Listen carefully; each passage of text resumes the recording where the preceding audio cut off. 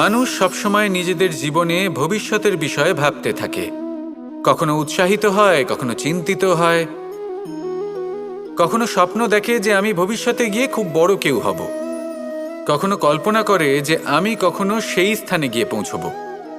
দেখুন, ভবিষ্যতের কথা ভাবা অনুচিত কিছু নয়, কিন্তু এই ভবিষ্যতের কথা ভাবতে ভাবতে বর্তমানকে ভুলে যাওয়াটা অনুচিত। আজ মানে এই বর্তমান কিন্তু খুব আবশ্যক। আমাকে বলুন, আজ আপনি বর্তমানে যাই হন না কেন, সেটা এমন কেন? তার কারণটা কি? তার কারণ হলো অতীতকালে আপনার কর্ম আর আপনার নির্বাচন। সেই সকল কর্মের জন্যই আজকের এই বর্তমান কিছুটা এই রকম হয়েছে। ঠিক সেইভাবেই আপনার এই বর্তমান আপনার ভবিষ্যৎ রচনা করবে। ভবিষ্যতে এই বর্তমান অতীতকাল হতে চলেছে। আপনার ভবিষ্যতের আধার হলো এই বর্তমান। তাই শুধু স্বপ্ন দেখবেন না, শুধু কল্পনা করবেন না। যা কিছুই আপনি পেতে চান তার জন্য বর্তমানে থেকে কর্ম করুন। এই কর্মই আপনার ভবিষ্যৎ নির্মাণ করবে। আসুন আমার সাথে ভালোবেসে বলুন, রাধা রাধা। এই সংসারে কখনো কোনো ব্যক্তিকে তার বাইরের পোশাক দেখে বিচার করার চেষ্টা করবেন না। এটা খুব বড় ভুল করবেন। যেমন আমরা জীবনে অনেক সময় এমন করি। ধরুন, কোথাও একটা গাছ দেখলাম, খুব বিশাল আকারের একটা গাছ, যেটা মাটির থেকে অনেক উঁচুতে পৌঁছে গেছে, যার বিশাল শাখা আছে। সেগুলো দেখে আমরা ভাবি যে এই গাছে হয়তো কত সুস্বাদু ফল আছে। আমরা সেই গাছের পরিচর্যা করতে থাকি।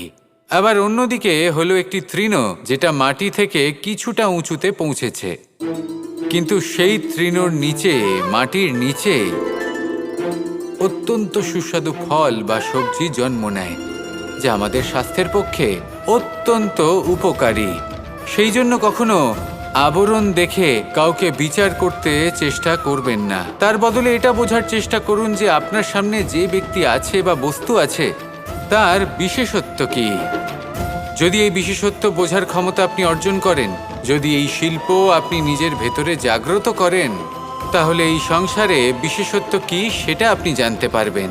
আর এই সমস্ত খেলা দৃষ্টি থেকে নয়, দৃষ্টিভঙ্গি থেকে জন্ম নেয়। দৃষ্টিভঙ্গি সবসময় শুভ রাখুন আর আমার সাথে ভালোবেসে বলুন, রাধা রাধা। এই সংসারের দুটি সবথেকে শক্তিশালী শব্দ হলো নীরবতা এবং প্রসন্নতা। এই দুটি সবথেকে বেশি কঠিনও। এবার আপনি বলবেন, এতে কঠিনের কি আছে? না, ক্ষেত্র বিশেষে নিজে নীরব থাকা হলো অত্যন্ত কঠিন। আর তার থেকেও বেশি কঠিন হলো বিকট পরিস্থিতিতে নিজেকে প্রসন্ন রাখা। কিন্তু যদি আপনি এটা শিখে যান, তাহলে এই নীরবতাই আপনাকে জীবনে অনেক বড় বড় সমস্যার হাত থেকে বাঁচাবে। এই প্রসন্নতা আপনাকে বিকটতর পরিস্থিতি থেকে বেরিয়ে আসতে শক্তি যোগাবে। তাই এই গুণ আত্মসাৎ করুন আর আমার সাথে ভালোবেসে বলুন, রাধা রাধা। আজ আমরা কথা বলবো মানুষের আরও একটা খুব বড় শত্রুর বিষয়। তার নাম হলো ক্রোধ। এই ক্রোধ হলো একটি জ্বলন্ত কয়লার মতো, যেটা প্রজ্বলিত করে আপনি যার দিকেই ছুঁড়ে মারুন না কেন, সবার আগে কিন্তু আপনারই হাত পুড়ে যাবে। কিন্তু কখনো কখনো এই জীবনে রাগ দেখানোটাও খুব অবশ্যম্ভাবী হয়ে পড়ে। যেমন ধরুন, যদি আমরা কথা বলি সেই ক্রোধের, যা আসে যখন আপনি ধর্মকে রক্ষা করছেন, অধর্মের বিরুদ্ধাচরণ করছেন, সত্যের হয়ে রুখে দাঁড়াচ্ছেন, মাতৃভূমির মঙ্গলের কথা ভেবে চলেছেন, নিজের প্রিয়জনদের মঙ্গলের বিষয় ভেবে চলেছেন, তখন ক্রোধের জন্ম হওয়া খুবই স্বাভাবিক আর কোনোভাবেই অনুচিত নয়। কিন্তু যদি তখনও আপনার মনে ক্রোধ জন্ম না নেয়, তাহলে এর অর্থ হলো যে আপনি কোথাও না কোথাও দুর্বল। এই ক্রোধ নামক শত্রুকে যদি মিত্র করে তুলতে হয়, তাহলে পরিস্থিতির সম্যক ধারণা, বিবেক আর ধৈর্য, এই তিনেরই প্রয়োজন। তাই এই ক্রোধকে নিজের মিত্র করে তুলুন আর আমার সাথে ভালোবেসে বলুন, রাধা রাধা। আমরা সবাই জীবন সুখ আর শান্তিপূর্বক অতিবাহিত করতে চাই। আমরা সবাই এটাই চাই যে আমরা সবাই স্বাধীন থাকব, আর এই স্বাধীনভাবেই আমরা জীবনে অগ্রসর হব।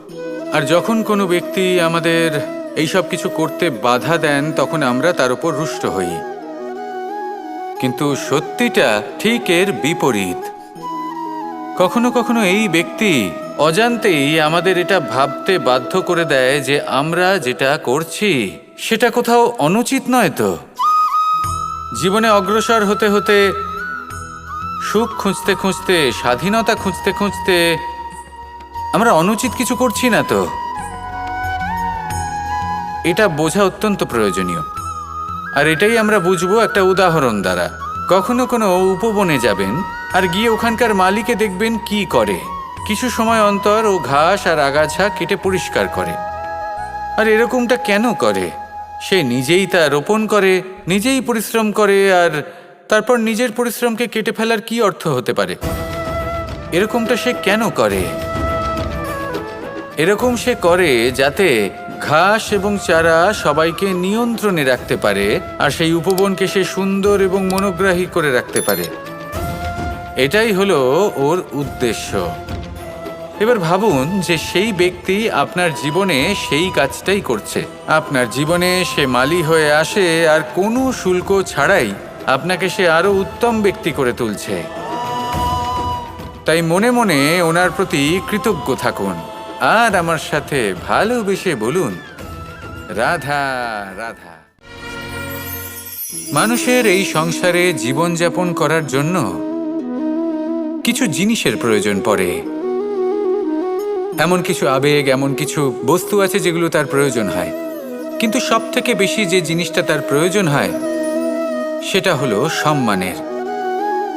আমাদের ভালো লাগে যখন কেউ আমাদের সম্মান করে। আমরা কাউকে সম্মান করলে তারও সেটা ভালো লাগে। কিন্তু আপনি দেখবেন যে সংসারে বেশিরভাগ মানুষ দুটি মাপদণ্ডের ভিত্তিতে সম্মান করেন। হয় বয়স দেখে করেন, বা উপার্জন দেখে। অর্থাৎ সেই ব্যক্তি কতটা উপার্জন করেন। এবার ভেবে দেখুন, এটা আবশ্যক নয় কারোর বয়স যদি বেশি হয় তার বুদ্ধিও ততটাই বেশি হবে। আবশ্যক এটাও নয় যে কোনো ব্যক্তি যদি অত্যন্ত ধনী হন, বা তার মনও নির্মল হবে, বা তিনি সৎকর্ম করবেন, বা এমন কোনো কর্ম করবেন যাতে উনি সম্মান লাভ করতে পারেন। হতে পারে উনি ধনী কিন্তু দুশ্চরিত্র। সেই জন্য বয়স বা উপার্জন দেখে কোনো ব্যক্তিকে সম্মান করবেন না। কর্ম দেখুন।